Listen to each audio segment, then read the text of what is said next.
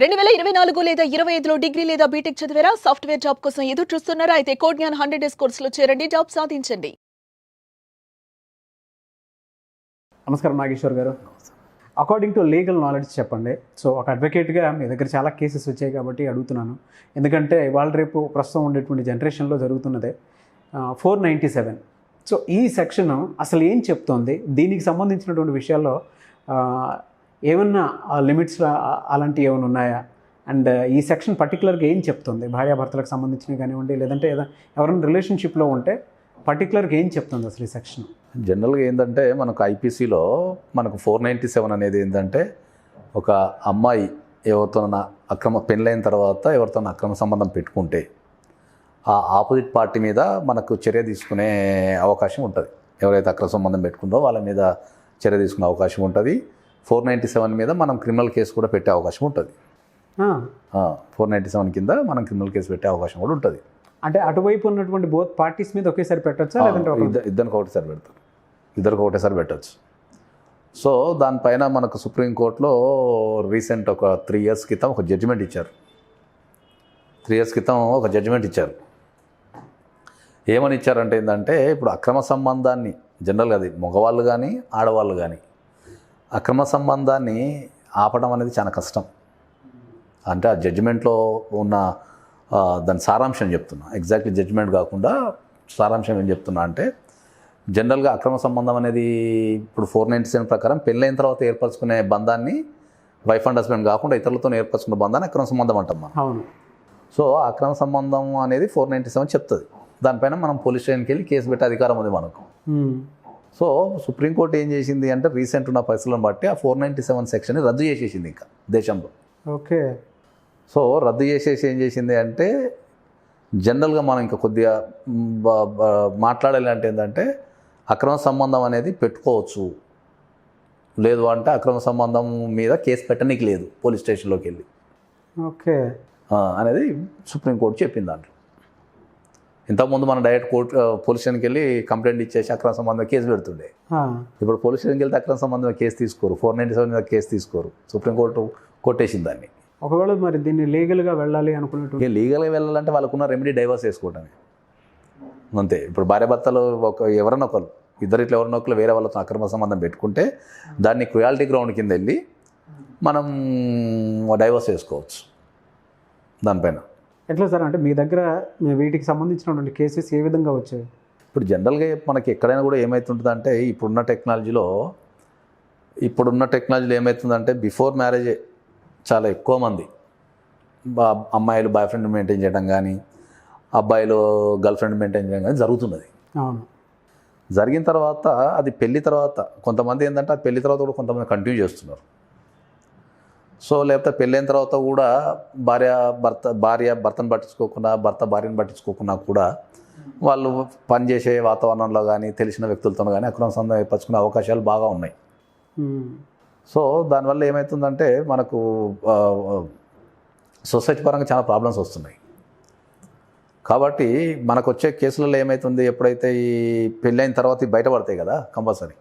ఒకప్పుడు అంటే ఏంటంటే ఒకప్పుడు మనం ఒక 30 years క్రితం వెళ్తే మొబైల్ అనేది లేదు. సో ఉదాహరణకు ఏదన్నా ఒక ఊర్లో ఒక అమ్మాయి కానీ ఒక అబ్బాయి కానీ ఎవరన్నా ప్రేమించిన అనుకోండి, ఇంట్లో తెలిసింది అనుకుందాం, అప్పుడు ఏం చేస్తుండే వాళ్ళని తిట్టేసి లేకపోతే బెదిరించి వాళ్ళని విడగొట్టి వాళ్ళకి పెళ్లి చేసి వేరే ఊరికి పంపిస్తుండే. అవును. సో అప్పుడు వేరే ఊరికి మూవ్ అయిన తర్వాత అప్పుడు కమ్యూనికేషన్ అనే వ్యవస్థ లేదు కదా, టెలిఫోన్స్ లేవు కదా ఫోన్ చేసుకోనికి. సో అక్కడికి పోయిన తర్వాత వాళ్ళు ఏంటంటే కాలక్రమేణా వీళ్ళకున్న ఏదైతే ఎఫైర్ ఉందో వాళ్ళు మర్చిపోయి అక్కడ భర్తతో కానీ భార్యతో కానీ వాళ్ళు ప్రశాంతంగా జీవిస్తుండే. సో అప్పుడు ఉన్నా కూడా అంత పెద్ద ఇంపాక్ట్ లేదు లైఫ్లలో. సో ఇప్పుడు ఏమవుతుంది అంటే ఇప్పుడు ఈ సెల్ ఫోన్ రావడం ద్వారా ఏమవుతున్నది, చాలామంది ఆ రిలేషన్ ఉన్న తర్వాత పెళ్లి చేసుకున్న తర్వాత కూడా దే ఆర్ టెక్స్టింగ్ చేసుకోవడం, అది చేసుకోవడం, ఇది చేసుకోవడం, వాట్సాప్లో వాటిలో కాల్ చేసుకోవడం, ఇవన్నీ బయటపడిపోతున్నాయి. సో దానివల్ల చాలా ప్రాబ్లం అవుతున్నది. అట్లాంటి కేసులు మాకు చాలా వస్తున్నాయి ఇప్పుడు బాగా. ఓకే. వచ్చే కేసులలో ఎక్కువ శాతం కేసులలో ఎఫ్ఐఆర్స్తోనే ఎక్కువ కేసులు వస్తాయి. ఇప్పుడున్న జనరేషన్లో ఎఫ్ఐఆర్స్తోనే ఎక్కువ కేసులు వస్తున్నాయి. ఎక్స్ట్రీమ్ లెవెల్కి అంటే ఎటువంటి ఇన్సిడెంట్స్ ఎక్స్ట్రీమ్ లెవెల్కి వెళ్ళి మీరు క్లియర్ చేసినటువంటి ఏమైనా ఉన్నాయా సార్? చాలా ఉన్నాయి అట్లా. పట్టుకున్నవి ఉన్నాయి, రెడ్ హ్యాండ్ పట్టుకున్నవి ఉన్నాయి, డిటెక్టివ్లను పెట్టి రెడ్ హ్యాండ్ పట్టుకున్నవి ఉన్నాయి, మనం కోర్టులో ప్రొడ్యూస్ చేసి డైవర్స్ తీసుకునే చాలా కేసులు ఉన్నాయి అట్లా. టెక్నికల్ ఎవిడెన్స్ ఉంటుంది. ఓకే. ఇప్పుడు సుప్రీంకోర్టు మనం ఇప్పుడు ఒక చార్ట్ చేస్తాం, కోర్టులో ఎట్లా నిరూపిస్తాం అంటే మనం 65B ఎవిడెన్స్ యాక్ట్ ప్రకారం 65B అని ఒక సర్టిఫికేట్ తీసుకోవాలి. దాన్ని తీసుకొని మనం కోర్టులో ప్రొడ్యూస్ చేసుకొని మనం దాన్ని ప్రూవ్ చేయొచ్చు. మరి ఎలా సార్, అంటే దీన్ని ఆల్రెడీ కొట్టివేసింది సుప్రీంకోర్టు అని చెప్పేసి అంటూ ఉన్నారు కదా. సుప్రీంకోర్టు ఏంటంటే ఇప్పుడు సుప్రీంకోర్టు అనేది ఒక బ్రాడ్ సెన్స్లో ఆలోచిస్తుంది. మొత్తం ఒక దేశానికి సంబంధించి ఆలోచిస్తూ ఒక వ్యక్తిగత స్వేచ్ఛ కూడా ఆలోచించాల్సి వస్తుంది. ఇప్పుడు సుప్రీంకోర్టు ఆలోచించే విధానాలు ఏముంటుంది అంటే, ఇప్పుడు ఒక భర్త ఉన్నాడు అనుకుందాం, సపోజ్ అమ్మాయితోని సెక్స్ చేయటం లేదు, ఏదైనా కారణం ఉండొచ్చు. మరి అమ్మాయి తన జీవితాన్ని వృధా చేసుకోలేదు కదా. సో సుప్రీంకోర్టు ఆ దృష్టి కోణంలో అంటే వ్యక్తిగత కోణంలో కూడా ఆలోచించింది అన్నట్టు. సో వ్యక్తిగత కోణంలో ఆలోచించి డైరెక్ట్గా ఇండైరెక్ట్గా సుప్రీంకోర్టు చెప్పగలిగేది ఏంటంటే, మీరు భార్యాభర్తలు మంచిగా ఉంటే అక్రమ సంబంధం అనేది ఎప్పటికీ రాదు కదా. మీరు ఎవరో ఒకరు నెగ్లెక్ట్ చేయడం ద్వారానో లేకపోతే కేర్ తీసుకోకపోవడం ద్వారానో ఏదో ఒక ప్రాబ్లం వల్లనే అక్రమ సంబంధం ఏర్పడుతుంది కదా. సో దాని కింద మీరు అక్కడ పోయి మీరు సివిల్ కోర్టులలో రెమెడీ తీసుకోండి, ఫ్యామిలీ కోర్టులలో డైవర్స్ చేసుకొని రెమెడీ తీసుకోండి. సో క్రిమినల్ ప్రొసీడింగ్స్ అవసరం లేదు ఓకే అనేదాన్ని సుప్రీంకోర్టు దాన్ని మొత్తం జడ్జిమెంట్ చెప్పిన సారాంశం అది. కొంతమంది ఎక్స్ట్రీమ్ లెవెల్కి వెళ్ళిపోయి, అంటే కొన్నిసార్లు భర్తకి భార్య మీద, భార్యకి భర్త మీద కంట్రోలింగ్ అనేది ఉండదన్నమాట. కొంతమంది ఫిజికల్ అటాక్ కూడా దిగిపోతూ ఉంటారు తెలిసిన వెంటనే. మానసికంగా కూడా వెంటనే తీసేసుకోలేరు. ఎందుకంటే కొంతమంది ఎమోషన్స్గా ఆ లవ్ను అలా క్యారీ చేస్తూ ఉంటారు కదా సార్. అటువంటి వాళ్ళు, అంటే మీరు చెప్పిన దాని ప్రకారం అయితే లీగల్గా ఎటువంటి ఇది లేదు, అంటే న్యాయం కోసం అని చెప్పేసి వాళ్ళు అనుకున్నాం. దీన్ని కంట్రోలింగ్లో పెట్టాలి అని అంటే ప్రాసెస్ ఏంటి sir? According to legal knowledge ఏ విధంగా వెళ్ళాల్సిన అవసరం ఉందంటారు? జనరల్గా ఎక్కడైనా కూడా ప్రతి అక్రమ సంబంధం అనేది ఏర్పడాలి కారణాలని మనం విశ్లేషించాలి. ఎక్కువ ఏంటంటే సైకాలజిస్ట్ దగ్గరికి కానీ వాళ్ళ దగ్గరికి వెళ్ళి, లేకపోతే ఫ్యామిలీ కౌన్సిల్ దగ్గరికి కానీ వెళ్ళి వాళ్ళతోని కన్సల్ట్ అయితే వాళ్ళు దాన్ని అనుకున్న ప్రాబ్లం వాళ్ళు చెప్పగలిగి ఐడెంటిఫై చేయగలిగి దాన్ని సరి చేయగలుగుతారు కంపల్సరీ. అడ్వకేట్స్ కూడా ఫ్యామిలీ కోర్టు మేము ఎక్స్పీరియన్స్ ఉంది కాబట్టి మేము కూడా దాన్ని ఎట్లా చేయాలా, ఏం చేయాలా, దానివల్ల మంచి ఏముంది చెడు ఏముంది అనేది మనం చెప్పగలుగుతాం. ఈ అక్రమ సంబంధాల వల్ల ఆడవాళ్ళు మర్డర్ చేసిన కేసు కూడా మనకు రాష్ట్ర వ్యాప్తంగా ఎప్పుడు చూస్తూనే ఉంటాం. మనం ఆత్మహత్యలు చేసుకోవడం కానీ లేకపోతే మర్డర్లు చేయడం కానీ రకరకాల కేసులు మనం చూస్తూనే ఉంటాం. కాబట్టి ఎప్పుడైనా కూడా మనకి ఏంటంటే ఇప్పుడున్న సిచ్యువేషన్లో ఏంటంటే ఇండివిజువాలిటీ ఎక్కువైపోయింది, కంట్రోలింగ్ పవర్ తక్కువైపోయింది. సో ఎక్కడైనా కూడా ఏంటంటే బిఫోర్ మ్యారేజ్ అయినా ఆఫ్టర్ మ్యారేజ్ అయినా ఫ్యామిలీలో పెళ్లి చేసుకునే ముందు కంపల్సరీ 100% ప్రీమ్యాటల్ చేసుకోవాలా, అగ్రిమెంట్ చేసుకోవాలా. ప్రీమ్యాటల్ కౌన్సిలింగ్ అయితే తీసుకోవాలి. అగ్రిమెంట్ చేసుకోరని తర్వాత విషయం. ప్రీమ్యారిటల్ కౌన్సిలింగ్ త్రూ అయితే కంట్రోల్ చేయొచ్చు. ఎందుకంటే అగ్రిమెంట్ అనేది ఇంకా మన దేశంలో అంత పాపులర్ కాలేదు కాబట్టి కంపల్సరీ ప్రీమ్యాటల్ కౌన్సిలింగ్ అనేది పెళ్ళికి ముందు 100% తీసుకోవాలా. పెళ్ళి తర్వాత కూడా మీకే వచ్చితే మనం మ్యారిటల్ కౌన్సిలింగ్ తీసుకోవాలి. మన దగ్గర కౌన్సిలింగ్కి వచ్చేసి ప్రాబ్లం ఏంటంటే కౌన్సిలింగ్కి చాలామంది ప్రిఫర్ చేయరు. ఎందుకంటే ఇంకా సిస్టమ్ మన ఇండియాలో ఇంకా రాలే. అవును.